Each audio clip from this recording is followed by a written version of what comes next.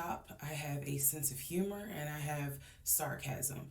So things that you see me laughing at, none of this is funny. But in order to get through it, I have to laugh. If I cry, I cry. I'm human. I'm a woman. This was traumatic.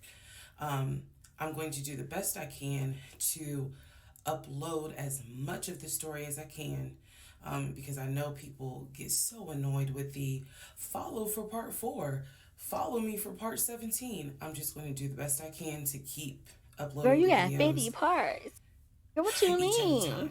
What you I'm going to mean? go in order from the time we met until the time I Okay, got our divorce yeah. decree in the Let's mail. see. Hold on. So that is a lot of time to cover.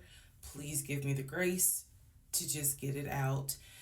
It may not be all in one day. It may not be all in 2 days. But what I can tell you is, even if you don't necessarily see a video, I'm probably recording it and then I will upload it into the playlist titled "Who the Fuck Did I Marry?" What else do I need to cover ahead of time? Because I feel like this video is important to give some sort of context, so that way when people jump into the series, they kind of can figure out, oh, let me start at the introduction video and then work my way through. A lot of the questions that you all have sent me will be answered when I start and tell the story in order. Um, Everything I'm gonna tell you can be verified. There are people in my life who can easily verify, yes, this did happen. Yes, he really did do that. Yes, he said that. Yes, she did go through that. Why she I sound so have normal? I put no this shit in contact like whatsoever with my faster ex-husband speed. in any way, shape, or form. We do not communicate. We do not have mutual friends or anything where we communicate through those people. No contact. I cannot stress that enough, because I feel like somebody's gonna ask me, do you still talk to him? No. I ain't seen him. I ain't heard from him. I don't want to hear from him. And I will tell the entire story up until the last time I did hear from him and what happened. Um, yeah, this is my story. So I am just a regular woman who thought she met the one, and I didn't. um, Most people have never came in contact with a pathological liar. We typically come in contact Girl, with I like a compulsive have. liar. It is not the same. A pathological liar has no reason for why they lie. And the lies that they make up, there's no limit to the lie. Um, I was once a psychology major in undergrad. I didn't graduate with a psychology degree, but I'm very comfortable saying that he was a pathological liar. He was a narcissist. And yes, there was some mental, in my opinion, mental health issues going on. Pathological lying part, absolutely. Um, so I want to preface all this by saying, you're going to probably think, what in the world? There's no way this happened. Everything you're going to hear me say actually did happen. I never thought I was going to be in some sort of Lifetime movie, but I was. Um, so I will read the comments as best I can. Like I said, I think if you allow me to tell the whole story, things will be answered. And sorry, I do talk with my hands. It's a coping mechanism. So if you're like, why is she moving her hands? Other than that, let's all take a deep breath, buckle in, because this was a fucking Low crazy key, ride. I want to see if I can go a And if little you think bit it's crazy, faster. imagine how I feel as the I can person who understand built what she's it saying. and had no idea what I was dealing with. I thought I knew, but I truly had no idea who the fuck I married. You like how I twisted that? Anyway. All right, y'all. This is the introduction, so welcome. Part 1 will be up shortly. Why the fuck can I still understand her? Please excuse the hair. You're lying to Here me. is part 1 of Who the Fuck Did I Marry? So I met my ex-husband around March 4th of 2020. We met on Facebook dating site, and we also matched on Hinge. I did not realize that he was on both under 2 different names. So one was his actual name, and the other one was a variation, like a nickname that he called himself. Different pictures. So it was a running joke between us. Oh, you ain't even recognize that you had matched with me on Hinge. No, I didn't. And also, that should have been a red flag. By the way, you will notice in this story, I called it the United Nations of red flags. It is so many red flags that, I mean, you would have thought I was colorblind because I ignored all of them. So, anyway. Girl, you and me We both, met around March baby. 4th. We exchanged phone numbers. He called me, and we talked on the phone for the first time. In the first phone call, he told me that he had just moved to Georgia from California, from San Diego. His job had transferred him because he was being transferred in as the new regional manager for a major condiment company that is based here in Georgia. I'm not going to say the name. And so we also talked about his childhood. He told me he grew up in Philly. He's from Philly. Both of his parents were deceased. This is the first phone call. Both of his parents were deceased. His father was a Philadelphia police officer. His mom was a teacher. He also told me he briefly lived in Augusta with his family. He had 2 brothers and 2 sisters. He also had 2 half-brothers on his dad's side. First phone call. So I'm just giving you guys the backstory. This was the first phone call we had. So we talked about family. We talked about friends. We talked about our jobs. At the time, I was working at Georgia State Patrol. And he knew this, and he just thought that was like, wow, you know, so you work with troopers all day. Yes, I did. Also, in that phone call, he explained to me that he used to play football. He explained that he used to play arena football. I know nothing about arena football. I know about Girl, I NFL, I know don't about college, go either. dogs. But I don't know anything about arena football. So he explained to me that he used to play arena football. He used to work at Apple in the off season of arena football. And I remember thinking on that phone call, oh, okay, like, good for you. I don't know anything about arena football. And I believe I did tell him that I don't know anything about arena football. That'll come into play later on. So he told me, I just moved here. My job is paying for my housing, and they are helping me to look for a house. He was like, right now I'm in Gwinnett County, but I'm trying to look for a house, ideally in Atlanta, like Brookhaven, Sandy Springs. He was like, I really would like to move out there. And so I thought, that's great. You're looking to get a house. You just moved here. He was like, I don't really know too many people here because I spend all my time at work, and this job is really demanding. So that was our first phone call. We talked more. He talked a lot, which took me by surprise because I'm not really used to men talking more than me. He eventually asked me out on a date. Our first date was set for Saturday, March 7th, 2020. He asked me what was my favorite restaurant. I said Cheesecake Factory.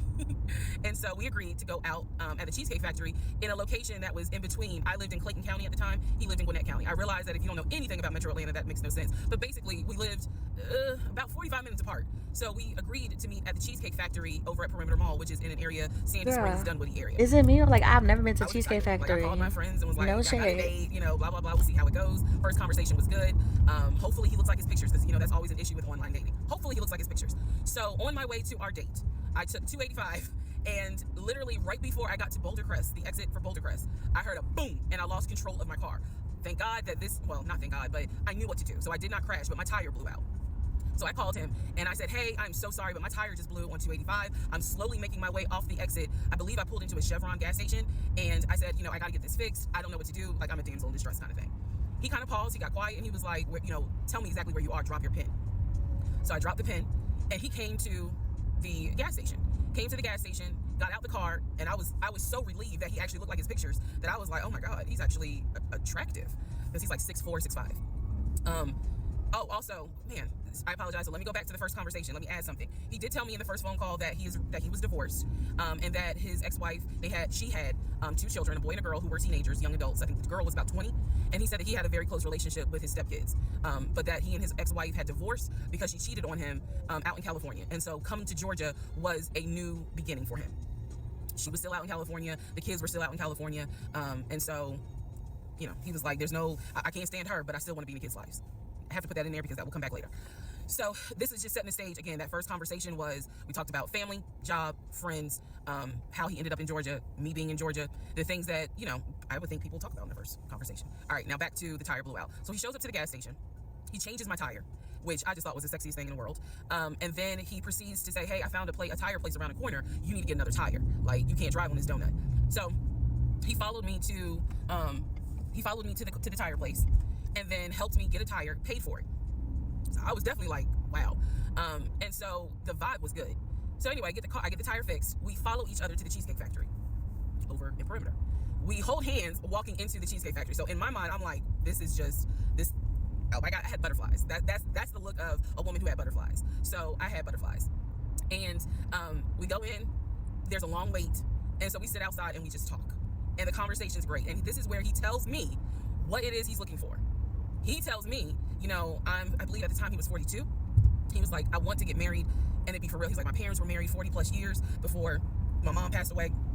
And I want that. I want marriage, family, a house. Like, that is what I want. He's like, I'm as a man, I'm ready to get married, but I want it to be for real, because the first time, it really hurt me when she cheated on me. So he's telling me everything that I wanted to hear. And so he was like, what is it that you want? And I said pretty much the same thing. I was like, I'm ready to get married, definitely want to have a family, and I want to marry my best friend. So we both put on the table that we wanted marriage. And this is the end of part 1. All right, who the fuck did I marry? Part 2. So we both put on the table what it is that we wanted. We both had established we were dating for marriage. We were not dating just to date. We were not trying to be friends with benefits, and none of that. So the dinner at Cheesecake Factory went really well. We laughed, we joked, we talked about people, which is kind of up my alley, my sense of humor. It was a good vibe. So at the end of at the end of dinner, we sat in his car and he played this song for me by John Legend.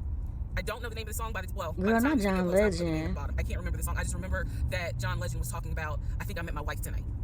And I thought it was a sign. So I was like, oh my God. So anyway, we ended up sitting in the car talking just about life and experiences until about midnight. So during this conversation, he again is telling me how it was, what it was like living in California, how he went out there, he went to San Diego State, he played football for San Diego State. He talked about how, he loved it out there, so he stayed. That's when he joined the company. And then he explained that he also did arena football, but only did it for about 2 or 3 years. He claims that while he was doing arena football, the team that he was on won a championship. But again, keep in mind, I don't know anything about arena football. So I was like, okay, I didn't know they had championships. And he was like, he got a little offended, like, yeah, they got championships. And, he was on that team. So he talked to me about how he worked at Apple. He worked something in the IT area of Apple, but within the store. Again, it was one of those, it's like when I tell people I used to work at Amazon. I really wasn't paying much attention to it. Why? So we talked about all that. We talked deeply into what happened with the ex-wife. It's because I asked. He was not volunteering all this information. So in other words, I get very uncomfortable when men start talking about their ex a lot. That's not what happened. I was asking questions because I was really trying to figure out, okay, are you ready for a relationship, or are you still missing her? So we talked about that. We talked about my exes. That was a mistake I made because I talked about how I dated at one point in time somebody I worked with. That will come back later. And he seemed real cool about it. He was like, that was before me and blah, blah, blah. So the conversation was good. Midnight comes and I go home. Yes, I went home. We ended up talking. Mind you, our first date was March 7th. And within about 2.5 weeks, Brian Kemp, our governor, shut Georgia down. We were going to be on lockdown. So during those 2.5 weeks, we talked every day. We went out again at Red Lobster. I remember Red Lobster. But everything was going great.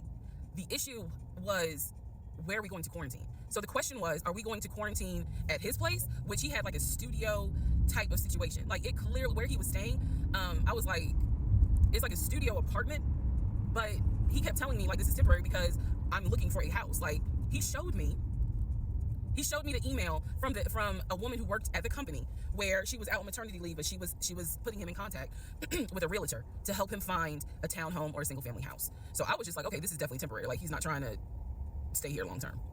And she was apologizing in the email. I'm so sorry, this should have been taken care of before you got here. How are you doing today? I read the email. So the decision was, sister, why are you talking about staying at his at the house? studio, or are we going to quarantine in my house? First mistake I made. Well, there's a lot, but this was a mistake I made. So ladies, caution. But baby, he's gonna quarantine at his. I'm gonna quarantine at mine. Those 2 weeks we were seeing each other quite a bit. Nothing physical or anything like that. Just two people who I thought were really I on went side. live yesterday. All right, let's see if this is going to grow into something. He came to my house. When he came to my house, I went had live yesterday. a 3-bedroom, 2.5 bath townhome. He was in the studio. Now I'm telling you guys all of this in order of how it happened. So some things I'm probably going to insert what I was thinking and the mistake I made. Can I turn this off? No. Okay. So Oh, you're talking about yours. and I say that to say I didn't say that anything. did not Nothing back. realize I could have inviting sworn I him to said my home, hi. probably made his eyes go, oh shit, she's a keeper. She got this 3-bedroom, 2.5 bath townhouse, and I'm in like a little studio. Child, I ain't gonna hold you. I don't remember shit Let me go ahead and pursue yesterday. this. What I need I'm to not do gonna to hold you. I don't remember nothing The decision was made yesterday. quarantine at my house. So the state went on lockdown. He came and stayed with me in my home, and for the most part, in the initial beginning, it was fine. It was fine. The reason why I hesitate is because I grew up in the church. So for me, it was really like an internal struggle of, bruh, you always said you would never live with a guy unless he was your husband, and now you living with a dude and he ain't your husband. Like, it was a struggle for me because I knew better. And don't come for me. I'm just telling you the way I grew up. It was like that. It was not sitting right with me. I But thought I at the same did. time, I'm not gonna hold you. I didn't thought I want to quarantine did. myself. I I'm did not want gonna to. hold you. So I thought I did. there we go. So he moved in. We talked about the bills. Let me clear something up that I said in the other video where I said he paid all the bills. He paid all the household bills. He did not pay my car payment, my cell phone, or my car insurance. He paid the rent because my rent at the time was less than I'm drinking $1,000. margaritas. He paid. I've never had a utility bills. margarita. And so when he's telling me that he's a regional manager, I was like, wow, okay, so you got money. And so he paid all the household bills. So my check really was just taking care of me, myself, and I. And I am not, this is where it's not gonna make me look good, but it's the truth. It was intoxicating to not have to worry financially about how to pay the bills. It was a wonderful feeling. And so I kind of pushed to the side the fact that, yeah, you shacking up, because it's like, but your paycheck, you don't have to worry right now. Like, he's taking care of They was already all of April's drinking. bills before April even comes, because this was still March. I wish I can drink. So we're living together, and I'm cooking, I'm cleaning, he's helping to cook and clean, and then we had a conversation about house. Is he still going to buy a house just for him, or is he going to buy a house where it's for us? Because we are going to try to make this thing work, be official, get married, have a family. So the question now on the table is, what are we going to do? Because I didn't want to stay in Riverdale, Georgia. I did not want to raise a family there. I refused to have a baby in Clayton County. So the decision was made, let's start looking for a house for both of us. Remember, he was already looking for a house for him. But then he was like, you know what, we're together, I'm going to marry you. Let's look for a family home for the two of us. He was like, this is how much I was looking for. That's when he showed me the Chase paperwork. It was a letter stating that and it had the Chase emblem at the top. He showed me a letter stating that he was approved for $700. All right, part 3. Who the fuck did I marry? So this is when he showed me a letter from Chase with the Chase logo at the top, stating that he had been approved for a mortgage, for a $750,000 mortgage or $750,000 house. So he was like, we can't go over $750,000. And I said, I remember asking him, can you afford the mortgage on a $750,000 house? Because I know I can. This is when he explains to me, I told you how I played arena football. I invested my money really well. So he said, I have money. Oh, y'all trying to get a $750,000 house? We're good. Like, I'm like a lot. I am okay. He was like, that's why I'm able to get approved for a $750,000 mortgage. So he told me that his money was in different savings accounts. He said he had an account with Chase Bank, he had an account with US Bank, and he had an offshore account. This is what he told me. The offshore account, I was like, why? And he explained something about, the US, the US imposes taxes on money when you have a certain amount in US banks. Are we watching? Like, so everybody knows that it's smart to have some money in an offshore account. Y'all, look, I live paycheck to paycheck. I was like, okay, that's whatever. I said, so you have the money. So basically, right, this woman is telling, damn, okay. So basically, this woman here, she's telling us a story time, 50 parts on TikTok. Why did she get married to a man so quickly? There's a lot of red flags. There's a da-da-da. He's a liar. He's a compulsive liar, pathological liar, schizophrenic, a lot of things, a lot of negative things, a lot of things about this man. So we're just going into her marriage. She got married to this man, divorced him. Yeah, she divorced him. Apparently, he got her pregnant. So to pay for a home. I'm also holding in my hand a letter from Chase saying that he was approved for $750,000. So I went off of what I saw. No shade. I feel like I'm going through a Reesa Teesa moment because it's a lot of red flags. I'm choosing to ignore. I chose to ignore. But we're not gonna talk about it. We're gonna talk about it. Marietta, Smyrna area, in Cobb County, Georgia. He was fine with that. His whole attitude was, you're gonna be my wife, happy life. So we met a realtor. I would find houses that I wanted to tour. Keep in mind that this was COVID. So at the time, we could not tour a home. It would have to be a virtual tour. So this particular realtor, we found a house in Douglasville, Georgia. Not Cobb County, but nevertheless, it's in Douglasville. I was fine with Douglasville.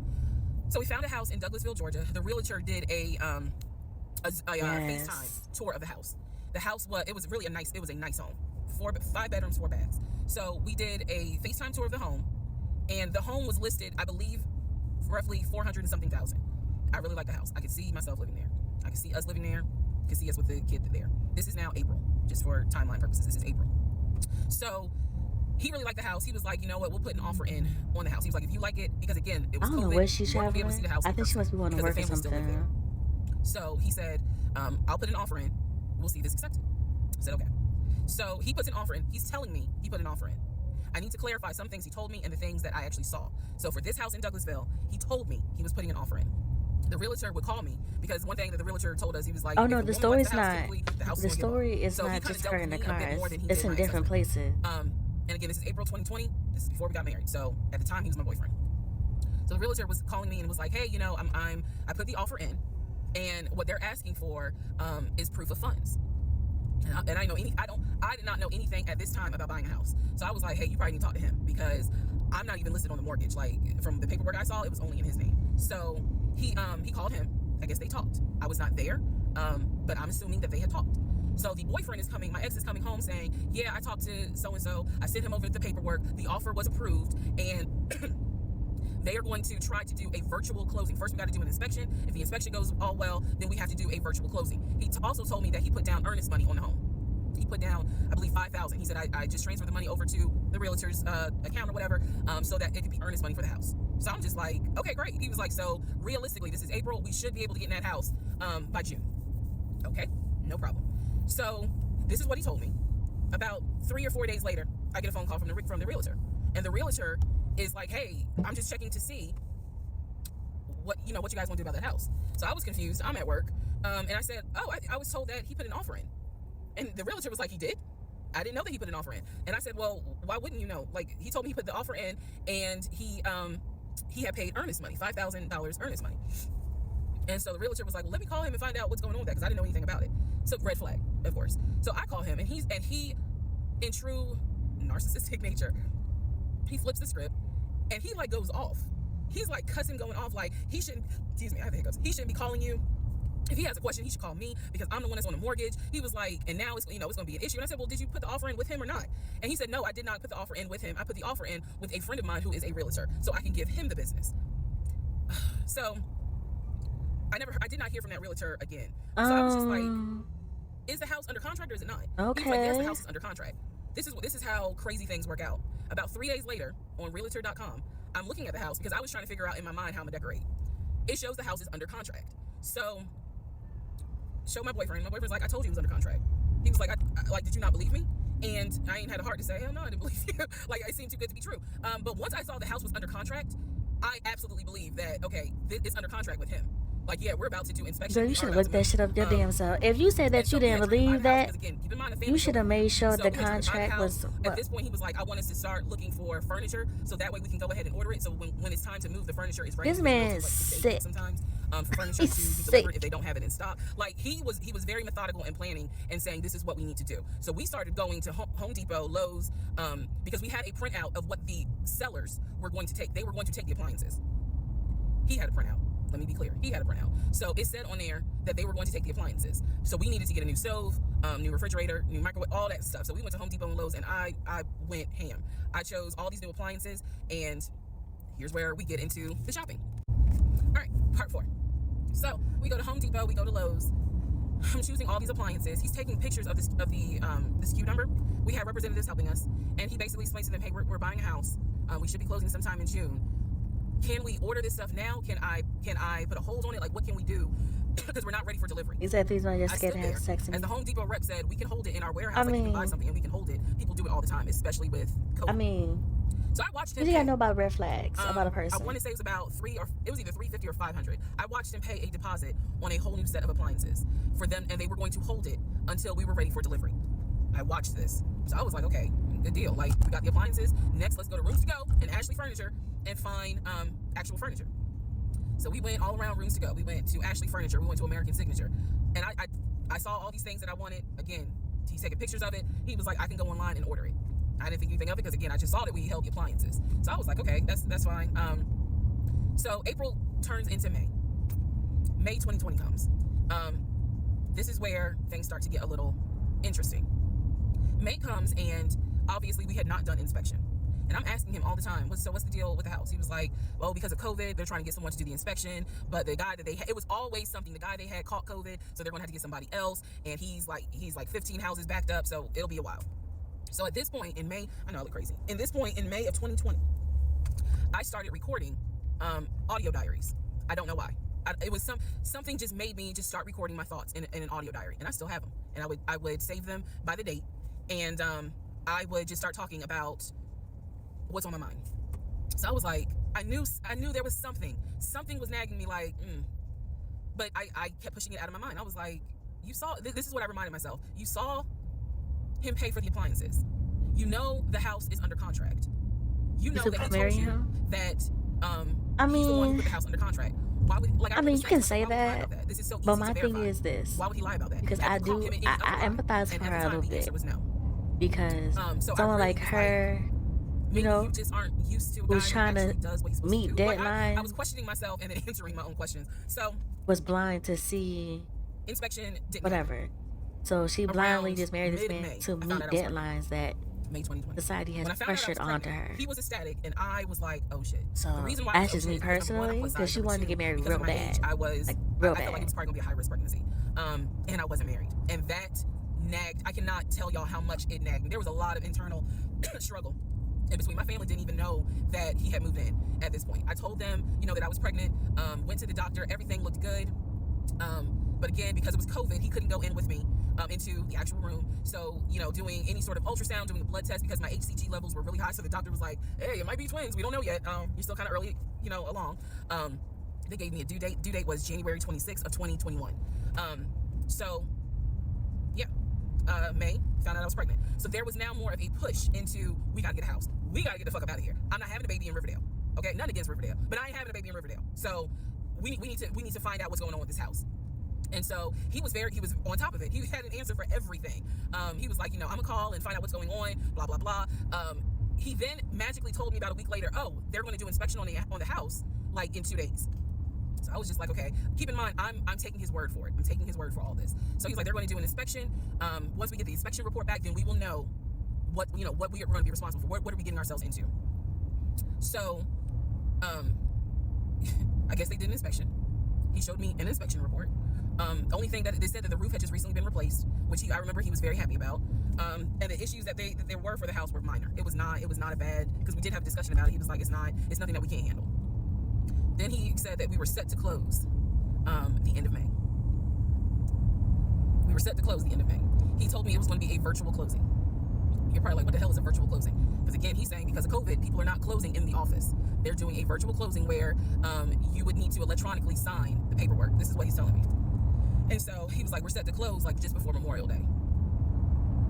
And so for some reason, again, there's still that nagging part. For some reason, I didn't start packing. Anyone that knows me will tell you I hate moving. I've done it enough in my life. I hate moving. But I did not start packing up that house at all. I was just like, I'm pregnant. My body was changing so fast that it was like I could barely keep my eyes open half the day. And so, no, I didn't start packing. And I remember I did record, again, I was recording audio diaries just about every day. When something didn't sit right, I would verbally record it in the audio diary because I was like, I don't know what it is, but there's something. That was the theme of our relationship. I don't know what it is, but I know there's something. And so I remember talking to myself in my little prayer closet, because that's where I would do my recordings. And I remember thinking, what if we don't get this house? Like, what if he's lying? But again, there goes that thought process of, why would he lie about this? Like, who makes up that they're buying a house when in fact they're not? And then he's showing you all this paperwork. Like, come on, you can't be that jaded that you don't even believe what's in front of you. All right? So now we're going to go into part 5. Okay, part 5. Who the fuck did I marry? So I'm questioning all this stuff in my head out loud on my audio diaries. And then once again, I'm like, but look at what he's giving you. Like, he's paying. It wasn't a question about money. It was just a question of, are we really about to move into this house? And keep in mind, he's paying all the household bills. He still is. So we were supposed to close before Memorial Day. We didn't. There was an excuse. There was always an excuse with him. Always an excuse. And I didn't know enough about the process to question stuff because I really wasn't involved the way I should have been. And it was giving me a lot of anxiety. So I'm pregnant with a lot of anxiety. And if I'm gonna be 100% honest with y'all, I was not expecting that I was probably going to have a healthy pregnancy because I was stressed. And what I was stressed about is I didn't know what was going on because I wasn't really involved the way that a normal relationship would be involved. Just being honest. So we did not close. We moved now into June. This is now going into June. Around June 5th, I looked at the house again on realtor.com. I don't know what made me do it other than, and I don't mean to sound super spiritual. I know that people are like, you may or may not believe in God, but I'm telling you, I believe with all my heart. Probably the Holy Spirit was like, look at that house on realtor.com. So I looked at the house on realtor.com. This was around June 5th. It showed that the house was off the market. And I remember being like, okay, wait, what does that mean? What does that mean? Because ex-husband is telling me we're about to close on the house. We're about to close. It's our house. We got furniture, He's also telling me that he's been in contact with the realtor, his friend, who was telling him, this is what's happening next. Here's what's going on. So the guy that we initially worked with apparently is completely out of the picture. But again, I was not heavily involved. So I'm just like, let me look at the house. I see it's off market. What the fuck does off market mean? Like, now I'm really freaking out. So it shows the name of the real estate agent for the seller. I don't remember her name. I called her and I said, I said, my husband and I, even though I wasn't married, my husband and I were looking at this house at 123 Main Street. And we really wanted to tour it, but now I'm showing it's off market. Is it not available? Or, I pulled that card and she was like, oh, no, ma'am. The home closed yesterday. It closed June 4th. Again, there's certain dates I just remember. And I said, oh, it closed June 4th? I was like, really? And she said, yes, ma'am. She was like, my sellers sold the house. And I was like, oh, man, okay. Well, I said, my husband and I really wanted, we love the pictures of it. And we're getting ready to start a family. So I would have loved to have been able to, have the opportunity to see it. I asked her something. I don't remember the specific question I asked her. And I know why I asked the question because I was anticipating that my boyfriend at the time was going to have some sort of excuse. So I asked her something about the buyers. And I remember, and somehow, again, forgive me, I don't remember the question I asked her, but the answer was that it was an older white couple. So I get off the phone with her, I record an audio diary, and in the audio diary, I specifically say, okay, there is no house. he's going to have to get out of this lie somehow. Because now I realize, at the very least, he was lying about him being the one who was under contract. I knew enough about that. So I was like, what, how is he going to get out of this? Again, I've listened to the audio diary in 2024. I literally said in that audio diary, how is he going to get out of this lie? And I was trying to think of ways on how he's going to do it. And something said to me, because I say it on the audio diary, I said, he's going to say it's a bad deal. And he's going to say he wants to pull out. Y'all keep in mind, I am pregnant. So I had a decision to make. As ugly as this decision was, Hi Shay, how are you doing? You're about to have a baby with this man. You doing today? He's paying all the household bills. Let him get out of the lie. And that's what I did. I purposely made the decision that I knew he was going to come back, and I knew he was going to give me some bullshit on why he couldn't buy the house, because he didn't know that I knew that house is already sold. The house is already sold.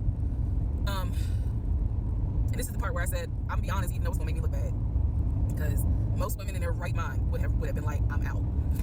And I didn't. So, sure enough, he came home. He didn't really say anything that day. The next day I asked him about the house. Child. And he said, my friend, the realtor. I don't know, low-key feeling like a Reesa, like, Teesa. I don't know. I feel like, I just be seeing red flags. Like, I just haven't been like, I felt so much. I just felt like a Reesa I knew right now. that I had been prepared for, he's going to give me some bullshit. So when he said there's something with the interest rate, I said, you know what? If the this is literally what I said, y'all. If the interest rate isn't good, then we shouldn't move there. We should probably let this house go. We should cancel whatever furniture we ordered, or appliances, and let's just look for another house. I said I would like to be moved before the end of the year. I said I really don't want to be 9 months pregnant moving into a house. I would like to be done with this before then.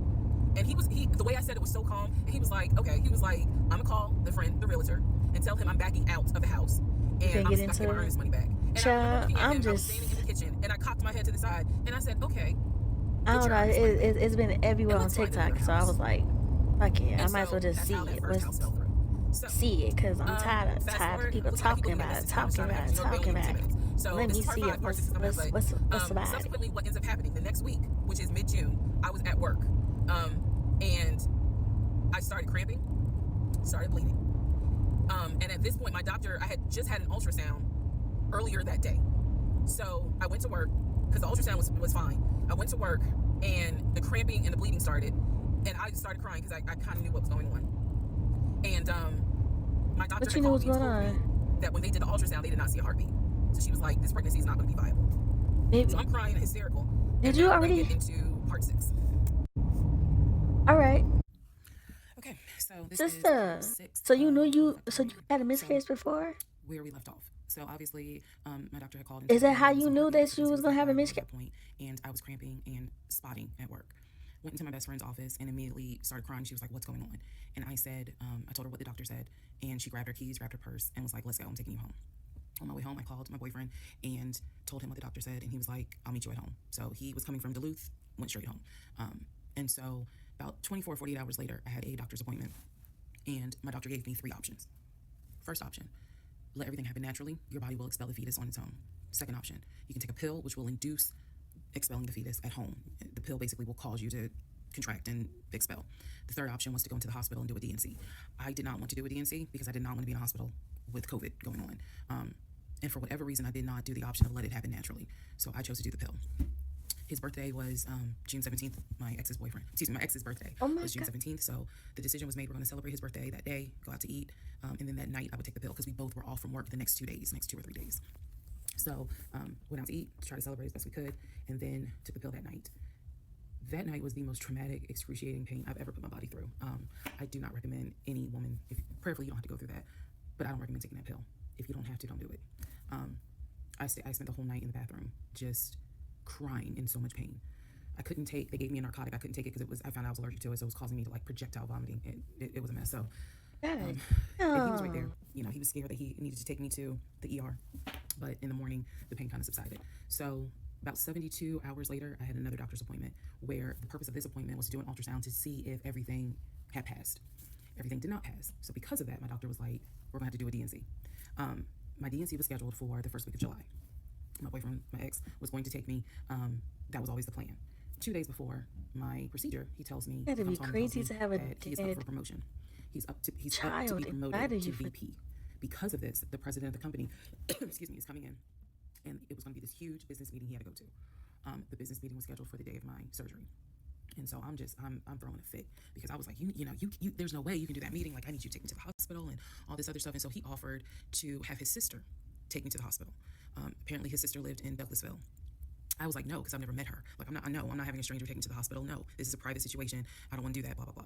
So my aunt had offered to take me. And then my friend who took me home from work had offered to take me. So at that point, we get into an argument because he's like, my sister is, you about your family, so why can't she step in? And I was like, no, because I don't know her, period. Right. So What the? so my friend offers to take me to the hospital because I was all distressed What? that he's saying he has a business meeting and he can't take me. So I remember being on I-75 on the connector on the phone with her crying because I was so embarrassed that he wasn't going to be the one to take me and that I was needing to rely on someone else to take me to the hospital in order to get A, B, and C done. And she was really great. She was like, girl, this is why you have a village. Like, it's okay. Things happen. The world is crazy right now. I will take you. You're going to be okay. So he did not take me to the hospital for my D&C. My friend did. She could not stay because of COVID protocol. So when they wheeled me into pre-op after I got checked in, I texted him just letting him know, hey, here's the update. I'm about to, I'm in pre-op. They're going to get me prepared to go back to the surgical ward or whatever. And the response I got was from his new executive assistant named David. Now, when he told me he was up for the promotion, he did tell me that part of getting this new job would be that he would get an executive assistant named David. And he did tell me, I'm going to make sure that I inform David, if you get a text from this number, meaning from me, pull me out of the meeting because, my fiance's having a procedure done and I'm picking her up. So it's important that you come get me if it's something serious. So I text him. David responds. He said, yeah, Mr. Blah, blah told me that you are having a procedure done. If you need me to get him, I can go get him. He's in a meeting. Just let me know what you need. And I just said, no, don't bother him. I'm just giving an update that they're about to take me back. And David responds and says, I'm so sorry you're going through this. Please let me know if there's anything I can do. So I have the procedure. I wake up and I'm now in recovery. I should be in recovery 45 minutes up to an hour and a half. I wake up, first thing I ask, and I remember asking, is where is so-and-so? The nurse who was so sweet, she was like, everything went well. You're doing great. She said, we spoke to your fiance. He's on his way. So I said, okay, I kind of dozed back out, but I could still hear everything that was going on. I just could not keep my eyes open to save my life. So I hear her talk to the other nurse. And that's when she said, yeah, Dr. So-and-so called her fiance and his executive assistant picked up. And the executive assistant said that he was in a business meeting and that, you could relate to him what you need to say and he'll, he'll tell the fiance. And my doctor was like, hell no, HIPAA, I need to speak to him. So apparently my fiance called the doctor back about 30 minutes later. And the doctor informed him she'll be ready to be discharged in about an hour. You can make your way and come pick her up. He said he was on his way. He was on his way from Duluth to Atlanta, which is not a huge distance, but the time of day, one thing about Atlanta, there's always traffic. So he should have been there within the hour. I should have only been in recovery an hour and a half. Let's go to the next part. Part 7, who the fuck did I marry? So I should have been in recovery at Northside Hospital for about at most an hour and a half. Subsequently, I ended up being in recovery between 3 to 3.5 hours. The nurses kept calling my ex, asking what's the status. They were actually getting ready to do a shift change. So they kept calling, asking what's the status? What's the status? Like, where are you? I want to say that they called a total of 3 times. And 2 hours, bitch. So at this point, I knew that they were all like, where's her fiance? Like, what is going on? He said he was stuck in traffic. And so he was making his way there. For 2 hours? They get to Northside Hospital, and they wheeled me down because, again, he couldn't come in just because of the protocols. So when I got in the car, and I'm in pain, but yet drugged up, couldn't keep my eyes open, I was just out of it. But I remember him calling my aunt and my mother and letting them know I picked her up. We're on the way home. Let me get her settled, and then I'll give you guys an update. I remember that. What I did not know was that he had texted my aunt and my mom and asked them to not bother me for like a week. Like, just please don't reach out to her. Let her just rest. I am from New Jersey. I am from an African American family.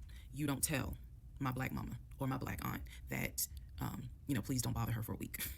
Right. I didn't know this at the time, but I'm just interjecting that part. I'm trying to stay in the timeline, but he did apparently do that, and my aunt was like, "Why will fuck you up?" Anyway, so go home. He waits on me hand and foot. I recover. Just needed about 24 to 48 hours to just get my mind right.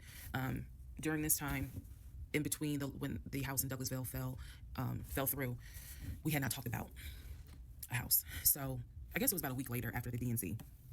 He decides that, do you want to start looking for a house again? Excuse me, I have hiccups, y'all. Do you want to start looking for a house again? Because of what happened with the house in Douglasville, I felt like I was smarter this time to say, I want to be involved in every aspect because I don't know what the fuck happened with that house in Douglasville. But what I do know is that he lied to me. I didn't know then what I know now. I just knew he lied about I knew he lied about being under contract. So I told him, I said, I don't want to work with your friend who I've never met, never talked to. I know that he has talked to him because he's talked to him in front of me. And I'm going to demonstrate on one of the videos how he used to do his phone calls. Don't worry, it's coming. So we found a new real estate agent. Really nice guy. His name was Scott. I am using his real name. Really nice guy. And we told him what the budget was. And Scott was like, okay, when you guys are ready, we can start looking at houses. Try to look for houses that are empty because you can actually tour those. If it's a house where someone's already living in there, chances are it's going to be a virtual tour because of COVID. So I found a house that I absolutely, in total, we must have looked at about 15 houses. But I found a house in Smyrna that I absolutely loved. We toured the house. Everything about this house was perfect. The house was listed for $699,000. It was a brand new construction build. The only issue was that the basement was not finished, and he wanted the basement to be his man cave. Again, I went with him to tour this house, so this was already feeling very different than the situation in Douglasville, because we did not actually tour the Douglasville house. We only did a FaceTime virtual tour. This house in Smyrna, we toured. We toured this house more than once, and it was gorgeous, fucking gorgeous. So we talked about it. He said that he had the money. Again, the price was $699. He said he felt comfortable putting in an all cash offer. If you remember on the videos before, he told me he had money in his savings from when he played football. So when he said an all cash offer, even I knew, you got that kind of money, like where you can cut a cashier's check for $699,000. And he told me he did. He had money in savings from when he played football, and he was very comfortable paying all cash for this home. So the real estate agent, Scott, sent over the paperwork. The paperwork was sent in both of our names. It was sent to my email. That was another thing that I changed after Douglasville. Everything gets sent to me, and then I will be sure that he signs it. So he sent it to me. I looked over the offer. We were going to put in an all cash, full price offer with a request to have the basement finished. Also, we were requesting for the seller to give us an answer within 24 hours. We were requesting a quick closing. These are just some of the things I remember. I remember 24 hours, like I didn't want to wait on, y'all think about it. 24 hours, let us know if you're accepting the offer or not. And then also a quick closing because it was a new construction. So we didn't have to wait for the current tenant to move out. We didn't have to do that. So I watched in our bedroom as he pulled it up because it was a electronic document. He signed his name to the offer for $699,000 cash. He requested again, the seller let us know in 24 hours if they were accepting the offer. So we submitted the offer at around 6 p.m. We were requesting that by 6 p.m. the next day, they let us know if the offer was accepted or not. I watched him sign the offer. I sent the offer back to Scott from my email. All parties had signed.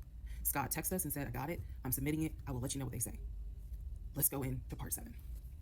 Sorry, let's go into part 8. Good grief, this is getting long. Okay, so I just want to clear up some things that I realized is kind of creating some confusion. So just allow this video to serve as a stop sign. Let's clarify. First of all, the story, background. He was born in Philly, raised in Philly, and moved to Augusta. Story is he moved to Augusta for high school.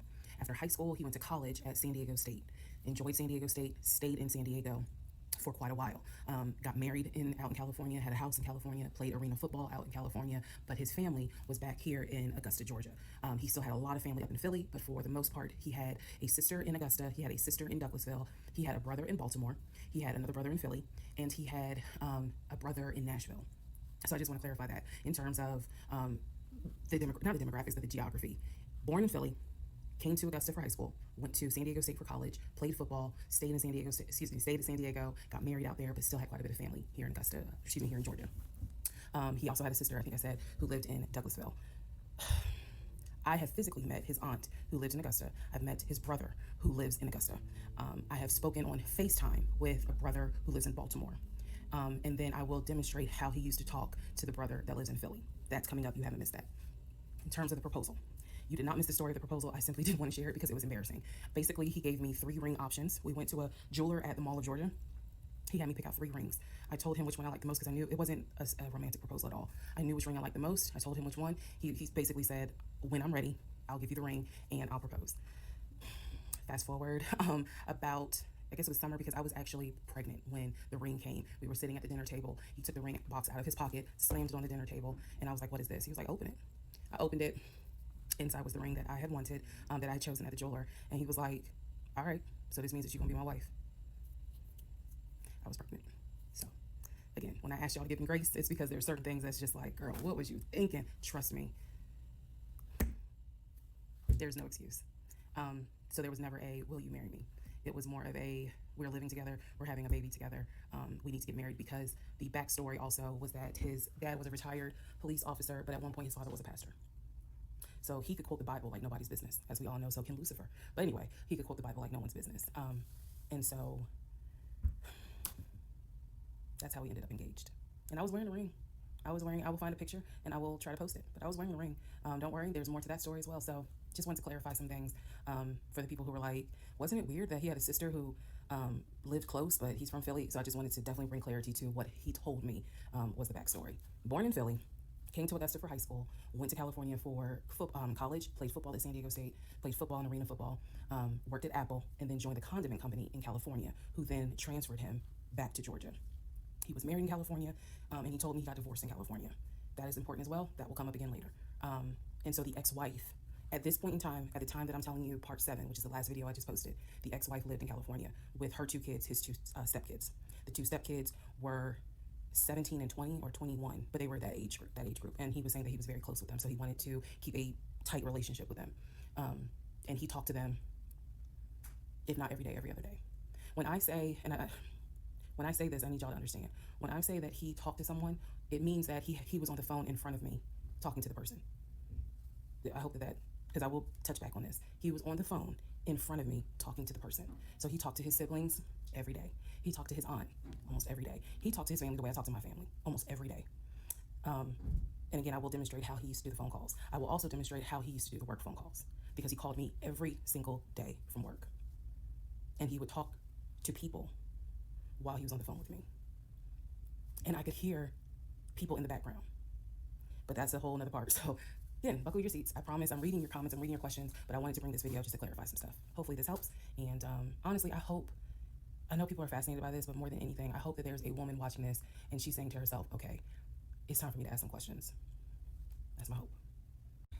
All right, part 8 of Who the Fuck Did I Marry? So we submitted an offer on the house in Smyrna. I sent it over to Scott, our realtor, and the next day comes, Scott asks if we can take a phone call.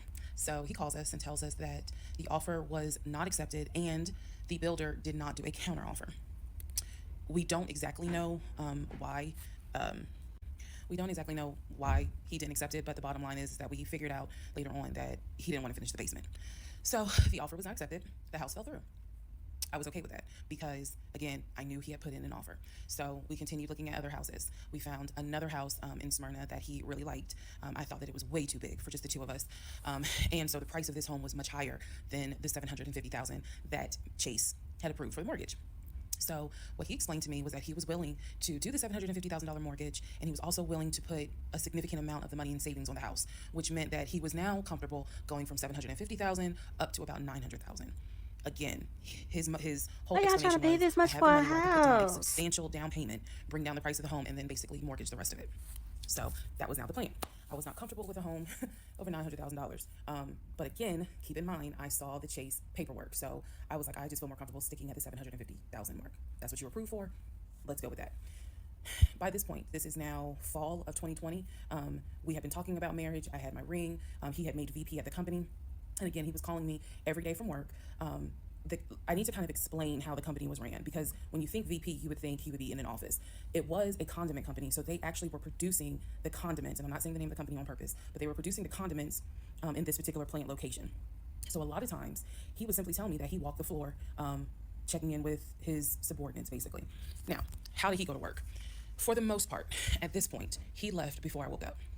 However, pretty much he wore dress pants, kind of like a dark navy blue cargo pant, and he had a polo shirt with the company logo on it. What I saw a lot of times is that he would not wear the polo shirt to work. He would wear like a company t-shirt. He would wear rubber sole shoes and the navy blue cargo pants. I didn't think it was a uniform, but it reminded me of what someone would wear when I worked at Amazon, if you're gonna be doing manual labor. He didn't go to work sloppy looking at all, but it definitely was not suit and tie. Nowhere near suit and tie. It is fair to note that outside of work, he was a man who he loved to dress. He loved to wear the latest Jordans. He loved to collect watches. He collected a lot of Invicta watches. He loved to collect hats. He wore hats, baseball caps everywhere because he didn't like the shape of his head. So in terms of how he dressed casually, the man, he could dress. In terms of how he dressed for work, yeah, he didn't dress like a VP. But his excuse was, I'm constantly walking the production floor, and I can't be in a suit and tie walking the production floor where they're creating the condiments that we're selling. So by this point, again, this is fall. We're still looking at houses. We're still touring houses as much as we can because it is COVID. We had found another house that we really liked and a house that I really truly wanted to put an offer in on. This was now going to be the second house that we put an offer on. He put in the asking price, I believe, was about $700,000. He put in under asking an offer for about $650,000. I'm guessing, but I'll try to find the house and put it on the story. The reason that house fell through, we found out that the home was sitting on a septic tank. We found out that the septic tank had an issue, and it would have taken about $15,000 to $20,000 to fix the septic tank. The sellers were not willing to fix the septic tank. Personally, I didn't really care for the house that much. I'm the one who was like, I don't really want it. So even though we put an offer in, we had 24 hours where we could pull our offer back. And so we did. And once we found out, I believe it was in the disclosure. And if you're a realtor, please feel free to tell me if I'm using the wrong terminology. But I believe it was in the disclosure that they told us the septic tank needs to be replaced. That's when I was like, nah, I don't want that house. So we pulled out. The house fell through. And so I was fine with it because, again, I was heavily involved. I saw him sign the offer. I knew every step of what was going on. Our real estate agent, Scott, was amazing. But you will see when I get to it where he made a mistake as a real estate agent. So house number 2 fell through. We then moved on, saw a few more houses, and then we get to house number 3. I'm going to pause talking about the houses because now I need to introduce what happened with the cars. Stay tuned. All right, part 9 of Who the Fuck Did I Marry? So we're pausing on the house stuff. Let me tell you about the car. So when I met my ex-husband, I was driving a 2012 Nissan Rogue, fully loaded. It had quite a few miles on it, but it got me from A to B. It was in good condition, but I was upside down in the car. He was driving a 2018 Ford Taurus, sport mode. I know he had a sport mode on the car, and I love driving that car. When he told me how he was a regional manager, he told me that one of the perks that came with the job was that he would be getting a company car. And so we spent time going to Range Rover of South Atlanta. We spent time going to Jaguar. We spent time going to BMW. We spent time going to Ford, which was on Mount Zion in Morrow, if you all are familiar with that area.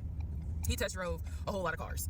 In the end, he decided on a BMW sedan. I was there when he test drove the car. I got in the car with him. I loved it.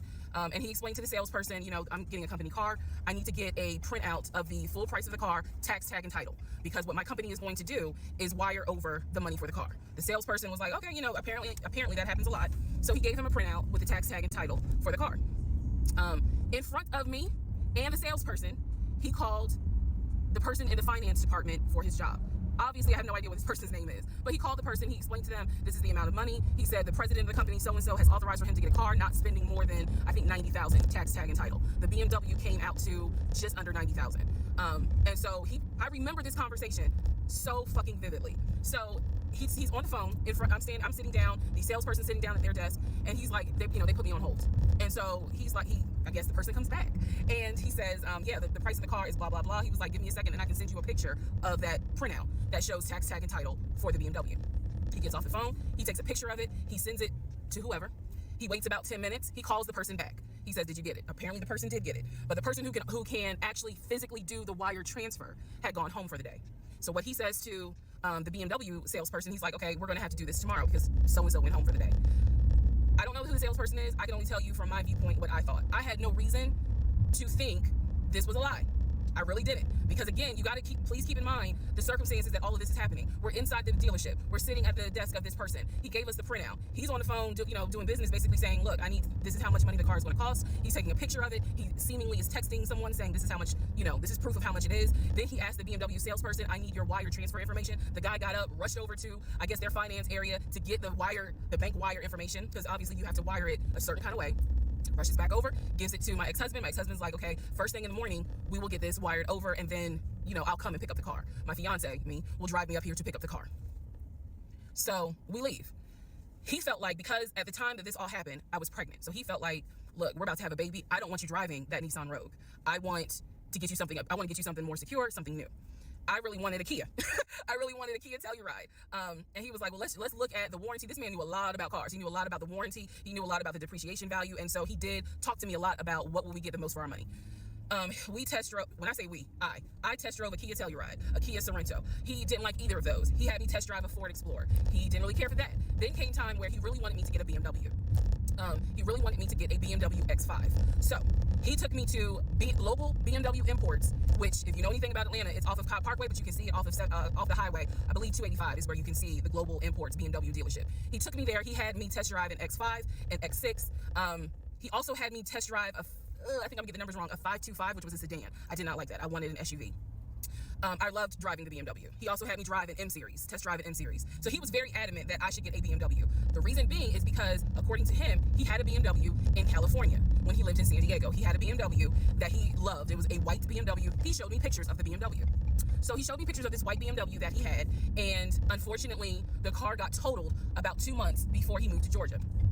So he had received money, not a lot, but some money to get another car, and he used it to get the Ford Taurus because he was like, I just need a car that's going to get me from A to B until I get to a house and I'm much more settled. For him, he was like, I'm really giving myself 60 days to get settled here in Georgia after moving from California. But then he met me. Again, that's the story. So he had me test drive the BMW. So much so, I loved the BMW. Loved it. I wanted a dark blue BMW with cognac interior. I wanted an X5, and I wanted an M Series. So I can clearly tell y'all that's exactly the car I wanted. We were online looking for that particular car because not every dealership had it. I was okay with a black BMW if needed, but I really wanted dark blue, and I really wanted that cognac colored interior. So he felt like, I want you to consider all of a sudden an Audi Q8. Let's just see how you like it. If you don't really like it, then we will go back to the BMW. I cannot tell you why he switched up. I can't. But I can tell you he took me to an Audi dealership on Peachtree Industrial. He test drove an Audi, and I test drove an Audi Q8. I loved the Q8. Loved it, loved it, loved it. But I was tired of test driving cars. By this point, I had test driven so many cars. Our weekends were spent either looking at a house or test driving cars. And I was picky, I will admit that. So he had me test drive the Q8. I really liked it. I finally just told him, look, I'm good with either the BMW or the Audi, because I'm tired of test driving cars. He told my family he was buying me a new car because, keep in mind, not keep in mind, let me let y'all know, he had met my family initially on Zoom because, again, we were locked down. He had met my family. He also had met my family in person because at this point, it was like, look, if you're not showing any symptoms, maybe we can do family dinner. And so he had met my family in person. And now we will go ahead and move towards part 10 of this series. Okay, part 10. Who the fuck did I marry? Okay, had to sneeze. All right, so at this point, I had test driven all these cars. Kias, hell, he even had me test drive a Nissan Murano, but the main two were BMW and an Audi. He had told my grandfather he was getting me a car. He had told my aunt he was getting me a car, that he was going to, he was like, she's gonna be my wife. I want her to be in something secure. So my family was really like, wow, who knew that he had this kind of money? And so I hated the fact that he did that, because anytime he got around my family, here's another red flag to put in the United Nations of red flags, he would always talk about money, and he would always brag. I never realized it in real time. I didn't realize it until I was out of the situation. He always bragged about the fact that he could fight, the fact that he had money, and the fact that he played football. Those are the three things he always bragged about. Back to the cars. So I told him, I was like, pick one between the BMW and the Audi, because you said you're buying it, so pick one. So this man chose the Audi. So he takes me to the dealership. I wanted a white Q8. He does give me the printout of how much it's going to cost, tax, tag, and title, to get this Q8. Gentleman who's helping us gives him the printout. He's saying he's going to pay this money for the car out of the savings account that's offshore. That's the story. That's what he's saying. So he apparently is asking the guy, is there a holding fee? Can I pay a holding fee to secure this car while I'm working to get the money transferred? Because obviously with COVID, it's going to take long for the banks to transfer the money. Side note, I need everyone to understand, one of the reasons why he was able to get away with the stuff he got away with is because we were on lockdown. It's crazy because it's now 2024, but I don't know, do we all remember how it seemed like a lot of stuff stopped in 2020 now? Keep in mind, that's not an excuse I'm making, because shit still got done. But in terms of business as usual just was not happening in 2020 at this time. So when he's saying, it's going to take a while for the bank to transfer the money, the gentleman who was working at Audi he didn't make a face. He didn't blink. He was like, I know it's going to take a while because of COVID. So basically what ends up happening is we leave. He has the printout. He calls the bank, or he calls his financial advisor, who does have a name. The financial advisor's name is Eric. I feel comfortable using certain people's names, especially if we find out they didn't exist. So he calls Eric. He tells Eric in front of me, hey, I need to transfer $72,526, whatever the amount was, because I'm buying a car for my fiance. This is the bank account information. Do you need me to give it to you over the phone, or do you need me to email it to you? Pause. I can't hear what the person's saying, but that's what he would do. Do you need me to give it to you over the phone, or can I email it to you? Okay. All right, give me a few minutes and I'll go ahead and email it to you. All right, let me know. I'll call you back to find out if you received it. Okay, hang up. So I'm hearing this because, again, I'm not paying attention to, did I hear anybody on the other phone? Did I hear anybody on the other end? So he proceeds to type up an email, type up something, telling him this is the information that we need. I didn't think anything of it. He called me at work the next day to tell me that the money was sent to Audi, that he called Audi, and he confirmed with Audi that they received the money. What he told me is that the car is going to be delivered to the house. Y'all, it's not that I lived in a hood, because I didn't, but I did not live in an area of Clayton County where you would have a brand new Audi delivered to your house. So I remember saying to him, I don't want that car delivered to the house, not yet, because I need to put that car in the garage. And my Nissan I only had a one car garage, so my Nissan was in the garage. So he said, okay, well, let me call them back and change the delivery date. can you be home or can you do a half day? So he's asking me, can you work a half day so that they can deliver the car and you will be home for it? I said, yes, that's fine. Because again, it's COVID. I'm working from home anyway. I only had to go in the office 2 days a week. So I'm at home the next day. He told me the car would be delivered between the hours of 1 and 3. Obviously, between 1 and 3, nothing happened. So 3 o'clock, I called him. He's at work. He sends me the voicemail. He calls me back. I said, it's 3 o'clock. No one ever came with the car. What's going on? And then I remember I was like, well, do I need to call Audi myself? Because I thought that you handled it. But if you didn't handle it, do I need to call them? And so whenever I would suggest I will handle it, he would get very, very defensive. Red flag number 472. So he was like, no, I will call Audi. Don't do anything. I'll call Audi and find out what's going on. Okay. So I'm at home chilling, cooking dinner, normal night. He calls me back and says, yeah, the car was stuck on the truck in Spartanburg because apparently that's where their deliveries come from. So when he told me this, I was in the kitchen laughing because by this point, I will be honest, and I told you I'll be honest even when it makes me look bad. I was guilty of, on one hand, I believed him, and on the other hand, I was like, let me see what lie he come up with. Let me just see.